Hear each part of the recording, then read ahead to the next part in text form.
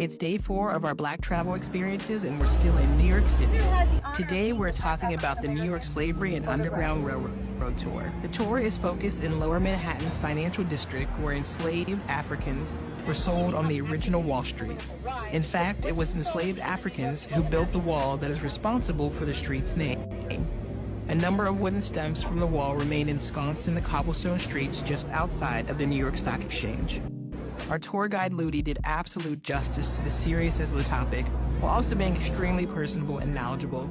The tour highlights lesser-known abolitionist figures like David Ruggles and James McCune Smith. We learned about Henry Brown, an enslaved man who literally mailed himself to freedom, and Samuel Francis, who may or may not have been black, and was the owner of Francis Tavern, an Underground Railroad site. This preserved well or cistern was where the enslaved could briefly congregate and speak about seeking freedom in coded language, such as the package, meaning escaped slaves. The tour ends at the African Burial Ground National Monument, where the remains of 419 individuals were found in 1991.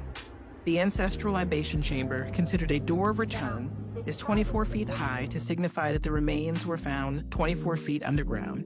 This exquisite cosmogram serves as a map for the spirit of the deceased to meet and return to their ancestors. At the center, your voice reverberates and can be heard like surround sound. Oh my goodness, it reverberates. Inside the Weiss Federal Building, there's a small museum that goes into detail about the site and the efforts to preserve this important history. After the remains were discovered, there were protests, petitions, and even a 24-hour vigil to restore the burial grounds.